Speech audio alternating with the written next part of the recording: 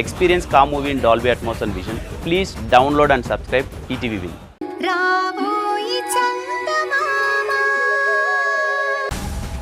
భరత్ కోసమే బతుకుతూ భరత్ మీదే ప్రాణాలు పెట్టుకుని భరత్ని పెళ్లి చేసుకోవాలని ఇంత ఆరాటపడుతున్న నేను ఎంత మొండిగా ఉండాలి చెప్పండి. నువ్వసలు పిచ్చిదాన్లా ఆలోచిస్తున్నావు రుద్రాణి. నువ్విలా అందర్నీ మోసం చేసి భయపెట్టి బాధపెట్టి నీ మెళ్ళో తాళి కట్టించుకున్నంత మాత్రాన నువ్వు భార్యవైపోతావా? భరత్ నీతో కాపురం చేస్తాడు అనుకుంటున్నావా? భర్త మనసులో ప్రేమని పొందకుండా మెడలో తాళి కట్టించుకున్నా ఆ తాళి ఎగతాళవుతుందే తప్ప అది మాంగళ్యం కాదు. అత్తయ్య, ఇవన్నీ నాకు తెలియదనుకుంటున్నారా? నాకివన్నీ బాగా తెలుసు. ముందు నా మెళ్ళో భరత్ని తాళి కట్టమనండి. ఆ తర్వాత భరత్ని నేను ఎలా దారికి తెచ్చుకోవాలో తెచ్చుకుంటాను. అయినా ఇందులో మీరు భయపడాల్సింది బాధపడాల్సింది ఏమీ లేదు. నా మెళ్ళో తాళి కట్టగానే భరత్ని చంద్రికని వదిలేమని నేనేం చెప్పను. చంద్రిక కూడా ఉంటుంది, నేను కూడా ఉంటాను. అసలు ఈ ప్రపంచంలో ఇద్దరు పెళ్లాలున్న భర్తలు ఎంతమంది లేరు చెప్పండి. చంద్రిక నాతో అడ్జస్ట్ అయిపోయిందే అనుకోండి, అందరం కలిసి ఒకే ఇంట్లో ఉందాం. ఇందులో ప్రాబ్లమే ఉందత్తయ్యా. చిన్నోర్మి, మాట్లాడడానికి నీకు సిగ్గు లేకపోయినా వింటానికి నాకు సిగ్గుగా ఉంది. నేను అన్నింటికి మర్యాదగా మాట్లాడుతుంటే ఓ తెగ రెచ్చిపోతున్నారు. మీరు కేవలం భరత్కి తల్లి అన్న ఒకే ఒక్క కారణం వల్ల ఇప్పటి వరకు మీ ప్రాణాలు తీయకుండా ఆగాను. మీరు ఏకంగా నా పెళ్లికే ఎసరు పెడతాను అంటే మిమ్మల్ని ఎట్టి పరిస్థితుల్లోనూ వదిలిపెట్టను. భరత్ నాకు దక్కకుండా మీరిక్కడి నుంచి ఎలా వెళ్తారో అది కూడా చూస్తాను. ఇక్కడే వెయిట్ చేస్తూ ఉండండి.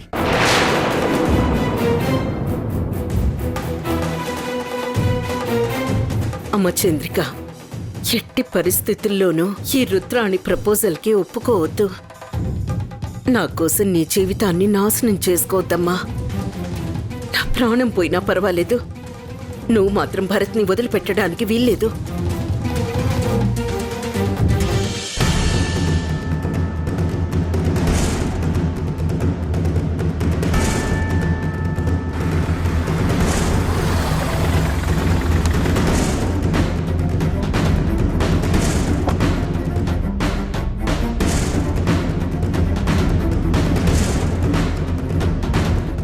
చంద్రిక గారు, ఏంటి రమ్మని కాల్ చేశారు? సారీ మేడం, తప్పనిసరైన పరిస్థితుల్లో మీకు కాల్ చేయాల్సి వచ్చింది. పర్వాలేదు, చెప్పండి, ఏమైంది? మేడం, అది రుద్రాణి మా అత్తయ్య గారిని కిడ్నాప్ చేసి తీసుకెళ్లిపోయింది. నిజమా? అవునండి, కావాలంటే వీడియో చూడండి. చూడండి.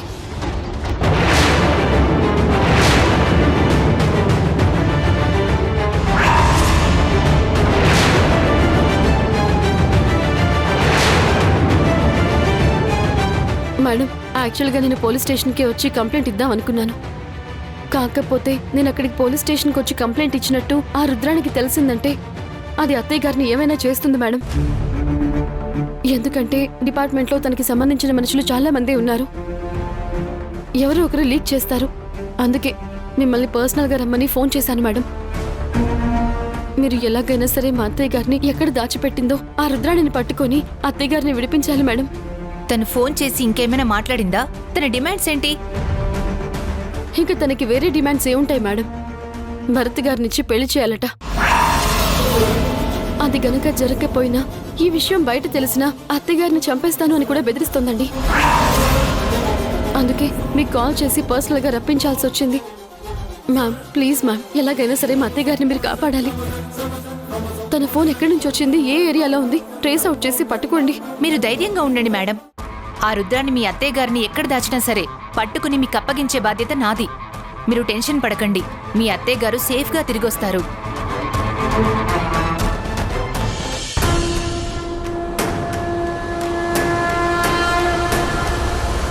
అసలు తప్పంతా నాది విక్రమ్.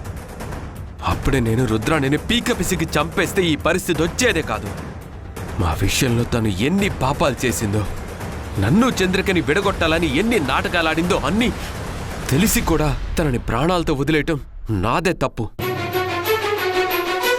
ఇప్పటికైనా మించిపోయింది లేదు.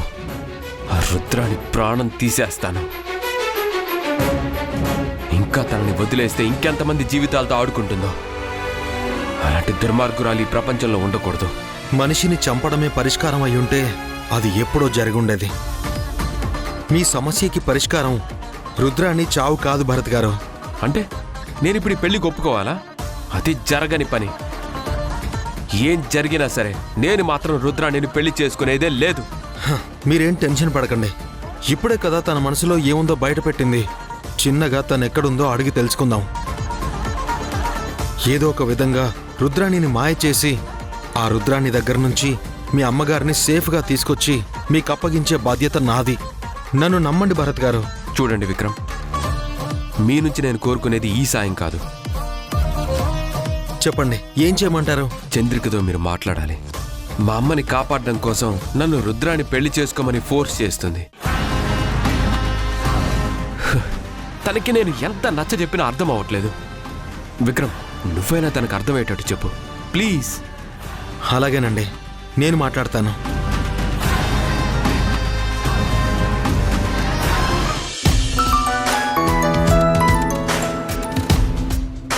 హలో.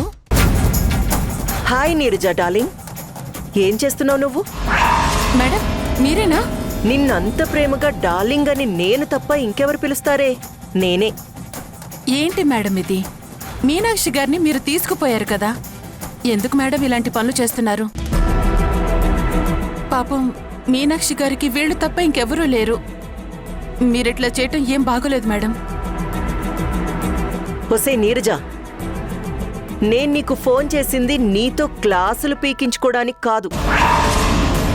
నేను చెప్పింది నువ్వు చేయడానికి. అర్థమైందా? ఓవర్ యాక్షన్ చేసావనుకో, నిన్న మీనాక్షి కిడ్నాప్ అయింది, ఇప్పుడు నువ్వు కిడ్నాప్ అవుతావు. అర్థమైందా?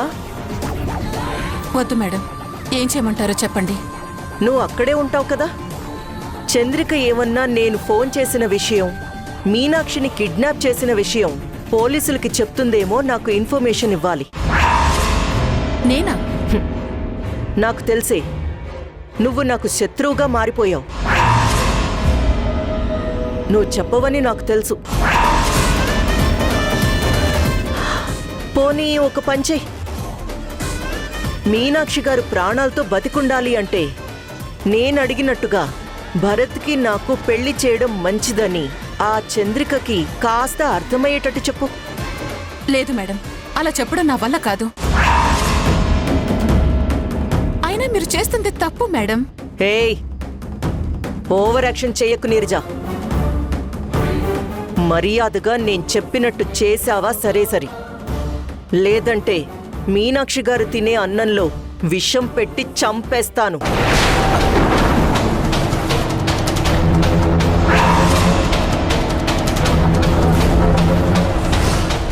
అది కాదు మేడం. హే, షట్ అప్. మర్యాదగా పోయి చంద్రికకి కాస్త బుద్ధొచ్చేలాగా 4 మంచి మాటలు చెప్పు. వెళ్ళు.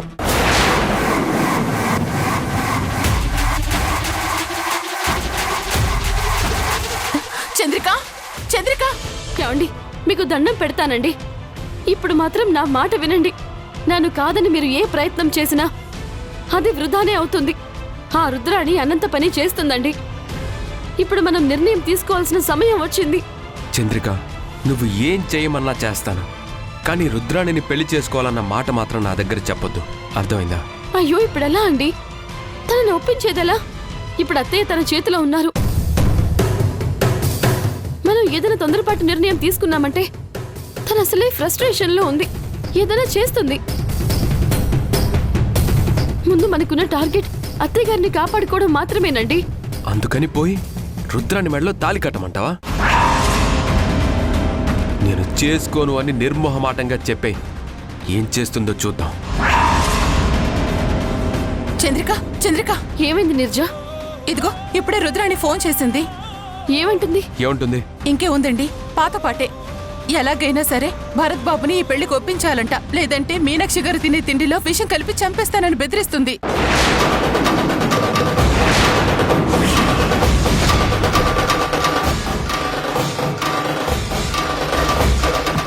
మీనాక్షి గారిని కిడ్నాప్ చేసిన విషయం పోలీసులకు గాని చెప్తే మీనాక్షి గారిని చంపేస్తాను అని బెదిరిస్తుంది.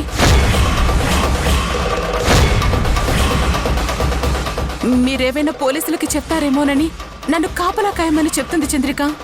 ఏ నంబర్ నుంచి ఫోన్ చేసింది? ముందు ఫోన్ ఇవ్వు. ఇదేనా? ఈ నంబర్ నుంచి ఫోన్ చేసింది? ఈ నంబర్ నుంచే.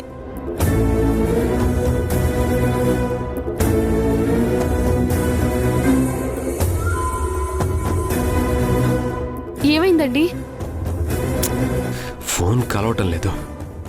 ఏముంది? బ్లాక్ లిస్ట్ లో పెట్టుంటుంది. వెంటనే ఈ నంబర్ని పోలీసులకి ఇచ్చి ట్రేస్ అవుట్ చేయమని చెప్తాం. లేదండి, ఆ రుద్రాణిని తక్కువ అంచనా వేయకండి. తన పోలీస్ డిపార్ట్మెంట్ లో పనిచేసి వచ్చింది. పోలీసులు తన నెంబర్ ట్రేస్ అవుట్ చేస్తారని తనకి ముందే తెలుసు. అందుకే తను చాలా జాగ్రత్త పడుతుంది.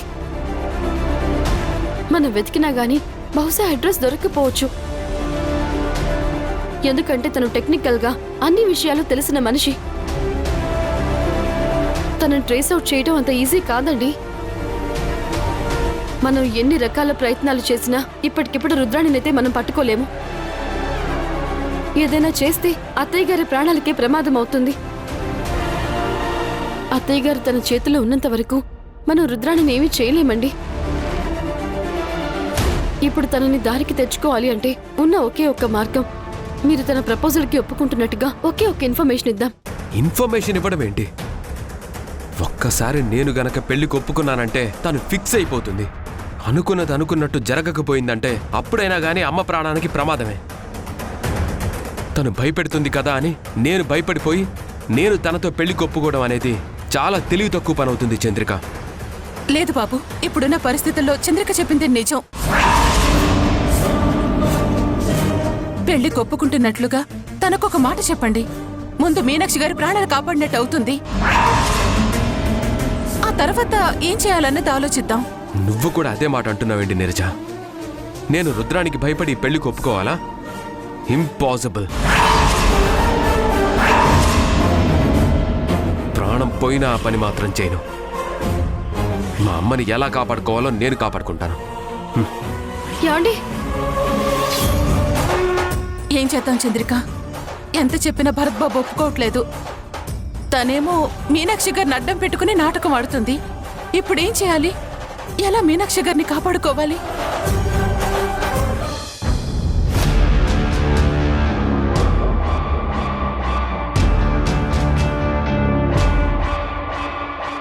అత్తయ్య గారు, మీకొక వీడియో చూపించాలి అనుకుంటున్నాను. ఒక్కసారి చూడరా? అమ్మ చంద్రిక, నేనిక్కడ నరకం అనుభవిస్తున్నానమ్మా. ఈ రుద్రాణి నన్ను చంపేసేలా ఉంది. నువ్వింకా ఆలస్యం చేశావంటే నా ప్రాణాలు దక్కవు. ఎలాగైనా సరే భరత్ని ఒప్పించి భరత్ని రుద్రాణి మెడలో తాళి కట్టమని చెప్పమ్మా. నాకింకా బ్రతకాలనుంది. ఇప్పటికే చిన్నప్పటి వాణ్ణి దూరం చేసుకుని చాలా కాలం వాడికి దూరంగా బ్రతికాను. కనీసం ప్రాణం పోయేంతవరకైనా వాడితో కలిసి ఉండాలని కోరుకుంటున్నానమ్మా. రుద్రాణి మనతో పాటు ఉంటే ఏ సమస్య ఉండదు. తనకి భరత్ని కనుక ఇచ్చి పెళ్లి చేశావంటే మనతో పాటే ఉంటుంది. మనల్ని ఎలాంటి ఇబ్బందులు పెట్టదు. నా మాట వినమ్మా. ఎలాగైనా సరే భరత్ని రుద్రాణితో పెళ్లి కొప్పించి వాళ్ళిద్దరి పెళ్లి నువ్వు దగ్గరుండి చెయ్యి. నా ప్రాణాలు కాపాడమ్మా. ఇప్పుడు నా జీవితం నీ చేతిలోనే ఉంది. కాదనుకో ప్లీజ్. వీడియో ఎలా ఉంది అత్తయ్య? బాగుంది కదా? ఏంటిది? ఈ వీడియో నేను మాట్లాడింది కాదు. అందులో ఉన్నది నేను కాదు. అసలు ఇదంతా ఎలా వచ్చింది? నాకు తెలుసు అత్తయ్య, ఈ వీడియోలో ఉంది మీరు కాదు. మీరు అవసరమైతే ప్రాణత్యాగమైనా చేస్తారు, కానీ భరత్కి నాకు పెళ్లి చెయ్యాలి అంటే ఒప్పుకుంటారా? ఒప్పుకోరు. మీరిలా భయపడుతూ కనుక చెప్పకపోతే అక్కడ చంద్రిక మనసు మారదు, భరత్ని ఒప్పించదు. ఇవన్నీ జరగాలంటే చాలా టైం పడుతుంది. అందుకే నేనే ఈ వీడియో తయారు చేయించాను. అసలు ఇది ఎలా సాధ్యమైంది? ఇప్పుడు ఈ టెక్నాలజీ బాగా పెరిగిపోయింది అత్తయ్య. ఆర్టిఫిషియల్ ఇంటెలిజెన్స్ అని కొత్త సాఫ్ట్వేర్ వచ్చింది. దాన్ని బేస్ చేసుకుని ఎన్ని మాయలైనా చేయొచ్చు. అరే, ఇలాంటివి చాలా ఉన్నాయి. ఎందుకింత దుర్మార్గం చేస్తున్నావు? దుర్మార్గం ఏంటత్తయ్యా? మిమ్మల్ని మర్యాదగా బతిమలాడాను. అత్తయ్యా, దయచేసి నాకు భరత్కి పెళ్లి చేయండి అని అడిగాను. నా మాట విన్నారా? లేదే. ఎంతసేపు చంద్రిక చంద్రిక చంద్రిక అంటారు. చంద్రిక కంటే మిమ్మల్ని నేను ఎంత బాగా చూసుకుంటాను ఆ విషయం మీకు కూడా తెలుసు కదా. అయినా మీరు నన్ను నమ్మకుండా చంద్రికనే కోడలుగా దగ్గరికి తీసుకున్నారు తప్ప నన్ను మాత్రం పట్టించుకోవట్లేదు. అలా అని మీ మీద నాకేం కోపం లేదు. రేపు భరత్తో ఏదో విధంగా పెళ్ళైన తర్వాత కూడా మిమ్మల్ని జాగ్రత్తగా చూసుకుంటాను. మీరేం కంగారు పడకండి. ఒకవేళ భరత్ గనక నా మెళ్ళో తాళి కట్టను అంటే మాత్రం మిమ్మల్ని చంపేయాల్సి వస్తుంది. ఈ విషయంలో మాత్రం నేనేం చేయలేనత్తయ్యా. ఇప్పుడు భరత్ ఒప్పుకుంటాడా ఒప్పుకోడా అనేది మీ అదృష్టాన్ని బట్టి ఉంటుందత్తయ్యా. ఇదిగో ఇప్పుడే మీ కళ్ళ ముందే ఈ వీడియో పంపిస్తాను.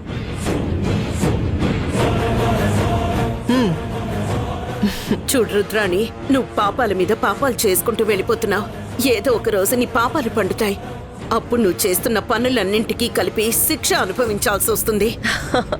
అత్తయ్యా, నేను అన్నింటికీ సిద్ధపడే ఉన్నాను. అక్కడ మీ కోడలు కొడుకు కలిసి నా మీద పోలీస్ కంప్లైంట్ ఇచ్చారంట. పోలీసులకి నన్ను పట్టుకోవడం వీలవుతుందా చెప్పండి? వాళ్ళెంత ప్రయత్నించినా నేను ఎక్కడున్నానో తెలుసుకోలేరు. ఎందుకంటే పోలీసులు వేసే ప్రతి స్టెప్ గురించి నాకు బాగా తెలుసు. అందుకే నా జాగ్రత్తలో నేనున్నాను. వాళ్ళు జన్మంతా నన్ను వెతుకుతూనే ఉంటారు. కానీ నేను మాత్రం దొరకను. ఈలోగా చంద్రిక భరత్ని పెళ్లి కొప్పిస్తే వెంటనే పెళ్లి పనులు మొదలు పెడతాను. చంద్రిక డార్లింగ్, ఇప్పుడు డెసిషన్ నీ చేతుల్లోనే ఉంది.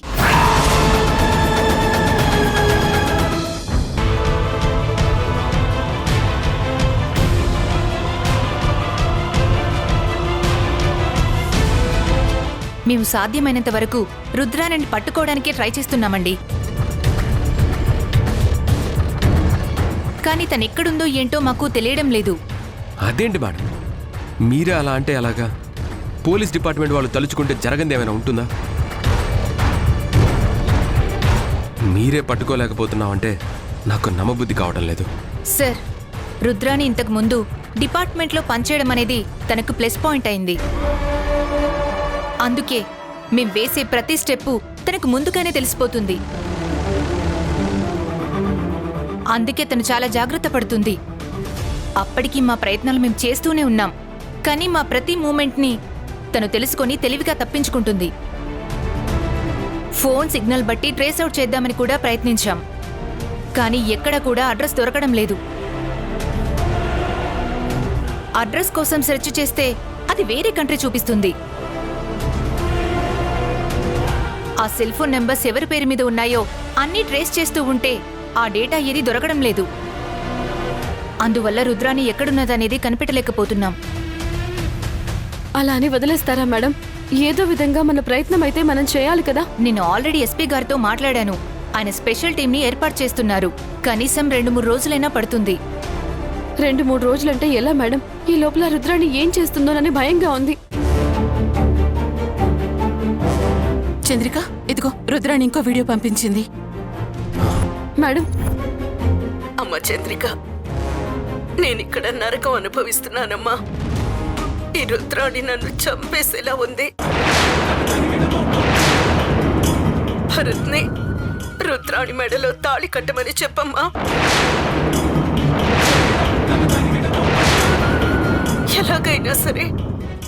నీ రుద్రాణితో పెళ్లి కొప్పించి వాళ్ళిద్దరి పెళ్లి నువ్వు దగ్గరుండి చెయ్యి.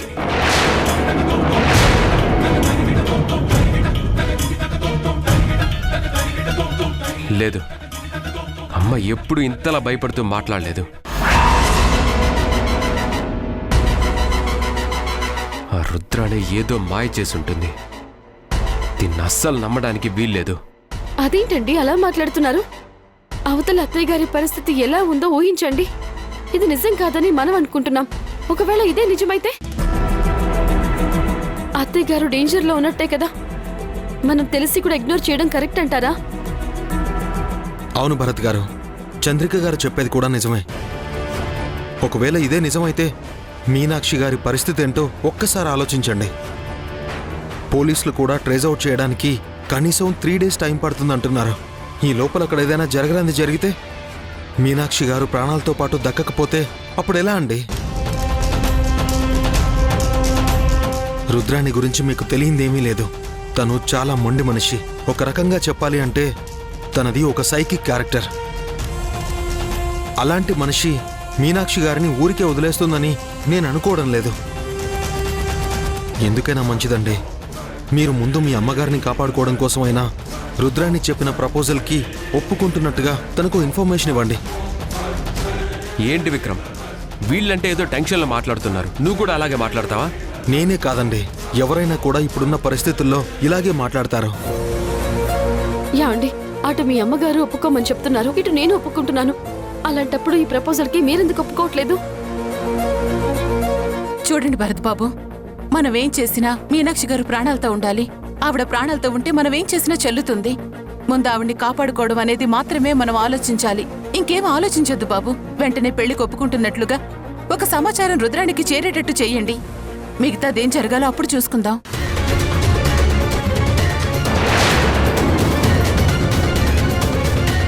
ముందు రుద్రాణి ఎక్కడ దాక్కుందో బయటికి రావాలంటే మీరు ఖచ్చితంగా ఈ ప్రపోజల్ ఒప్పుకోవాలి. లేదంటే అత్తయ్య గారితో పాటు నేను కూడా ప్రాణాలతో ఉండనండి. చంద్రిక, అంతేనండి, ఈ విషయంలో నా నిర్ణయం కూడా ఇదే. దయచేసి ఈ ప్రపోజల్ ఒప్పుకోండి. అలాగే, నువ్వు చెప్పినట్టే చేస్తాను. ఈ పెళ్లికి ఒప్పుకుంటున్నానని రుద్రానికి చెప్పేసి. థ్యాంక్స్ అండి, థ్యాంక్ యూ సో మచ్. ఈ విషయాన్ని రుద్రానికి ఎలా చేరేయాలి?